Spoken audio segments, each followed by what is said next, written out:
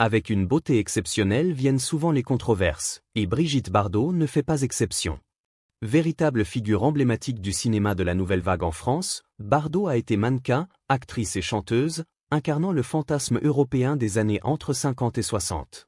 Son tempérament intrépide et indiscipliné l'a constamment placée au cœur de polémiques, notamment en ce qui concerne sa vie sentimentale.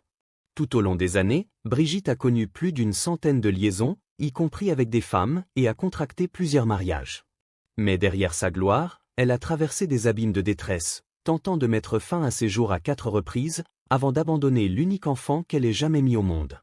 Aujourd'hui, alors qu'elle approche des 90 ans, l'histoire d'amour chaotique et tourmentée de Bardot suscite toujours la même interrogation. Qui a véritablement été l'homme ou la femme de sa vie? Avant d'explorer cette question, il faut retracer le parcours singulier qui a façonné ses choix amoureux si complexes. Brigitte Bardot est née le 28 septembre 1934, dans un cocon de privilèges que seule la richesse pouvait offrir. Son père était un ingénieur parisien prospère, et sa mère descendait d'une lignée fortunée, fille d'un grand assureur. Pourtant, malgré ce confort matériel, le bonheur ne régnait pas dans son foyer. Enfant, Brigitte évoluait dans un environnement strict et conservateur, marqué par une forte éducation catholique. Avec sa sœur Mijanou, elle était tenue de respecter des règles de conduite rigoureuses et d'afficher une apparence impeccable, comme 2 poupées bien élevées. Leur mère allait jusqu'à décider des amitiés autorisées, ce qui fit naître chez Brigitte un sentiment d'isolement profond. Un épisode marquant survint lorsqu'un jour, les 2 sœurs brisèrent accidentellement le vase préféré de leurs parents. La réaction de leur père fut d'une violence extrême, il les frappa à 20 reprises avant de les ignorer froidement, comme si elles étaient des étrangères. Ce traumatisme laissa une cicatrice durable dans le cœur de Bardot, nourrissant en elle une rébellion naissante et une rancune persistante envers ses parents. Plus elle se sentait emprisonnée, plus elle aspirait à une liberté totale. Cette enfance rigide influença sans doute sa manière d'aimer plus tard, elle confessa elle-même avoir fui ses relations dès que la passion s'émoussait, affirmant qu'elle recherchait toujours cette intensité brûlante, quitte à trahir pour la retrouver. Durant la Seconde Guerre mondiale, enfermée à la maison, Brigitte se réfugia dans la danse, son activité favorite. Sa mère, observant son élégance naturelle, l'inscrivit à des cours, rêvant de faire d'elle une ballerine. Mais ce rêve maternel allait rapidement bifurquer vers une voie bien plus sulfureuse. En 1949, Bardot, alors élève au Conservatoire de Paris sous la tutelle du chorégraphe russe Boris Kniazev, attira le regard d'Hélène Gordon-Lazareff, directrice du magazine Elle. Cette dernière vit en Bardot une étoile montante et lui offrit une chance unique. Elle devint mannequin pour le magazine, en moins d'1 an, s'afficha en couverture à seulement 15 ans. Une opportunité qui ouvrit toutes grandes les portes du monde du spectacle. Très vite, le cinéma frappa à sa porte. Mais ses parents, farouchement opposés à cette idée, furent horrifiés. Seul son grand-père la soutint, estimant que si elle devait mal tourner, ce ne serait pas à cause du cinéma. Lors de sa première audition, Bardot échoua. Pourtant, cet épisode fut un tournant. Elle attira l'attention d'un jeune réalisateur et scénariste séduisant, Roger Vadim. Bardot tomba sous le charme de cet homme qui représentait tout ce que ses parents redoutaient. Elle le décrivait comme un bohème sans aucune morale, et leur liaison, véritable affront à ses parents, devint sa première véritable insurrection. Sa mère, paranoïaque, soupçonnait Vadim de convoiter leurs biens, allant jusqu'à compter les couverts en argent après ses visites. En privé, la relation entre Bardot et Vadim était passionnée et tumultueuse. Il lui fit découvrir un monde nouveau, fait de sensualité et de liberté, à l'opposé des carcans de son éducation. Cette rupture avec son passé alimenta son désir de s'affranchir.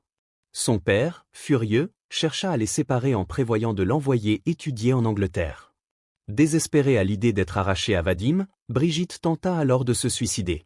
Cet événement secoua ses parents au point qu'ils finirent par céder, à une condition, elle ne pourrait épouser Vadim qu'à ses 18 ans.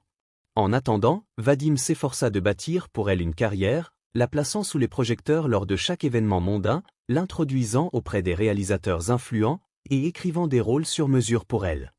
Bardot se délectait de cette attention, et grâce à leur travail acharné, elle ne tarda pas à être propulsée vers la célébrité.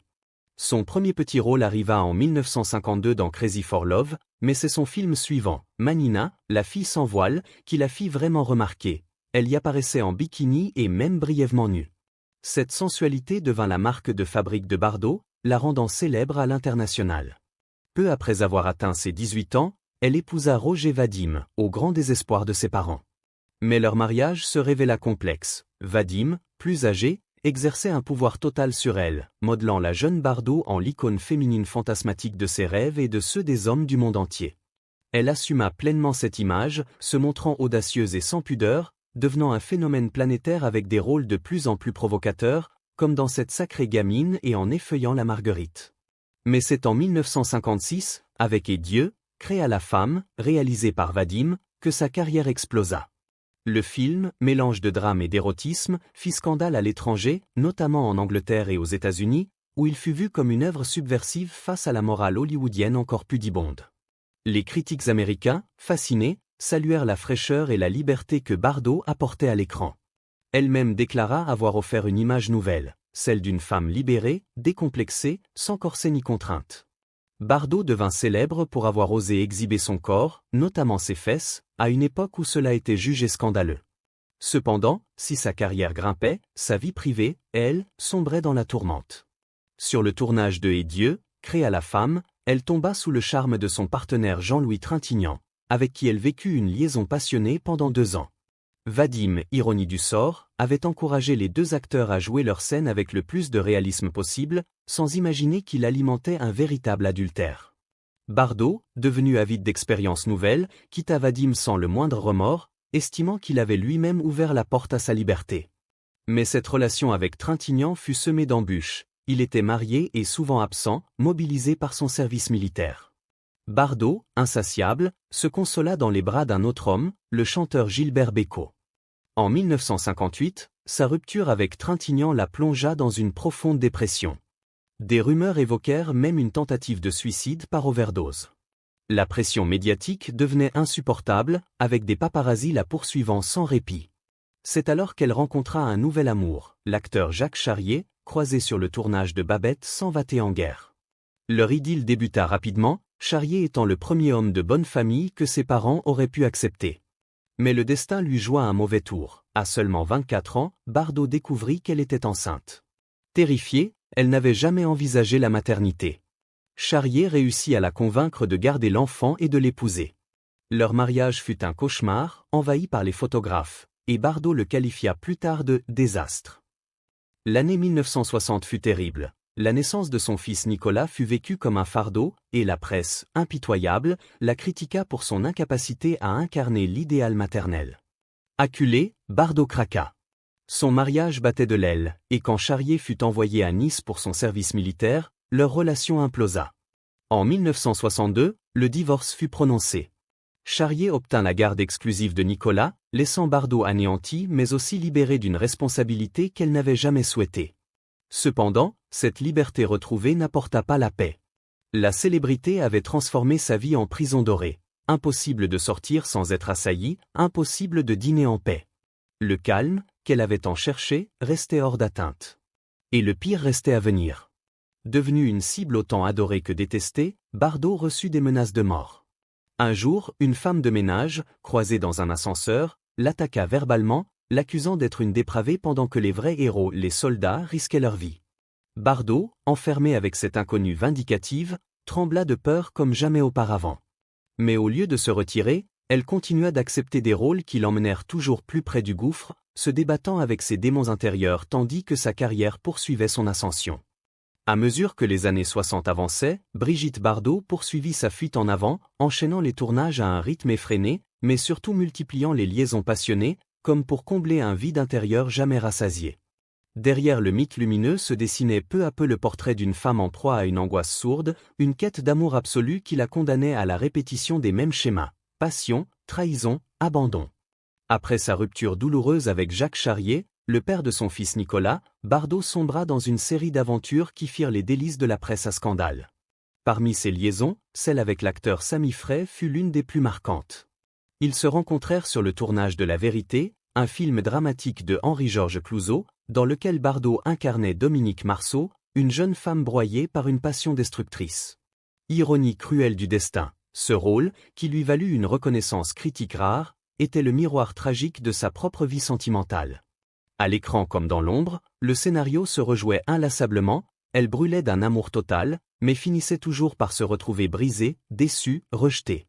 Ses liaisons successives avec des figures aussi diverses que le musicien provocateur Serge Gainsbourg, le milliardaire allemand Günther Sachs ou encore l'acteur sulfureux Helmut Berger témoignaient de son besoin irrépressible de sensations fortes, de vertiges amoureux. Avec Gainsbourg, ce fut une rencontre électrique, explosive. Le compositeur, fasciné par le charisme animal de Bardot, composa pour elle la sulfureuse chanson Je t'aime, moi non plus, hymne à l'amour charnel et interdit. Ils enregistrèrent ensemble ce titre dans un climat de provocation assumée, mais sous la pression de son mari et de son entourage, Bardot exigea que la version soit retirée avant sa sortie, redoutant le scandale. Gainsbourg, furieux mais pragmatique, la réenregistra peu après avec Jane Birkin, créant un tollé international. Cet épisode résume à lui seul le paradoxe Bardot, avant-gardiste et libre en apparence, mais toujours rattrapée, malgré elle, par les conventions et le regard oppressant de la société qu'elle exécrait pourtant. Mais c'est avec Günther Sachs que Bardot connut peut-être sa passion la plus flamboyante. L'héritier allemand, playboy milliardaire et grand collectionneur d'art moderne, mit tout son génie de la séduction pour la conquérir. Il fit larguer, par hélicoptère, des centaines de roses rouges sur la propriété de Bardot à Saint-Tropez. Flattée, émue par ce geste théâtral, elle céda rapidement à ses avances. Leur mariage, célébré en 1966, fut bref mais d'une intensité folle. Sachs, adepte des plaisirs hédonistes, des soirées extravagantes et des amitiés avec les grands artistes de l'époque, semblait l'homme idéal pour une Bardot qui fuyait l'ennui comme la peste. Mais cette relation, aussi tourbillonnante soit-elle, ne résista pas à la tempête intérieure qui rongeait l'actrice. Derrière le faste, les fêtes et les apparences, Bardot restait une âme tourmentée, incapable de trouver l'apaisement. Leur divorce fut prononcé après seulement 3 ans. À mesure que les années passaient, la star se lassait du cinéma qui l'avait porté au firmament. Les tournages l'épuisaient, les rôles offerts lui semblaient fades, répétitifs. En 1973, à tout juste 39 ans, elle prit une décision radicale qui stupéfia le monde. Elle annonça son retrait définitif du 7e article. Fatiguée des projecteurs, des faux-semblants et de cette industrie qui l'avait tant glorifiée qu'asservie, elle tourna le dos à la gloire sans le moindre regret apparent. Mais ce départ, loin d'apaiser ses blessures, la plongea dans des abîmes plus profonds encore. Rongée par des crises existentielles, accablée par le vide laissé par l'absence d'un amour stable, Bardot fit plusieurs tentatives de suicide au fil des ans. Derrière le masque de l'icône, on découvrait une femme fragilisée, naufragée dans sa propre légende. Ses relations avec son fils unique, Nicolas Charrier, symbolisent aussi ce rejet viscéral des rôles imposés. Dès sa naissance, Bardot renia cet enfant, qu'elle avait décrit sans phare comme un « accident » et un « cauchemar ». Elle affirma, dans des interviews à l'époque, qu'elle n'éprouvait aucune fibre maternelle et que la maternité l'avait anéantie. Des propos d'une cruauté rare qui choquèrent l'opinion publique et ternirent son image, mais qui étaient le reflet brutal de son incapacité à incarner les attentes sociales d'une époque où une femme devait être mère avant tout. Au fil des décennies, Bardot opéra un virage total, presque mystique. Loin du glamour et des feux de la rampe, elle consacra toute son énergie à la défense des animaux, qu'elle considérait comme les seules créatures pures et sincères. En 1986, elle fonda la fondation Brigitte Bardot, qui devint son nouveau combat, sa raison d'exister. Mais fidèle à son tempérament entier, elle n'échappa pas à de nouvelles polémiques.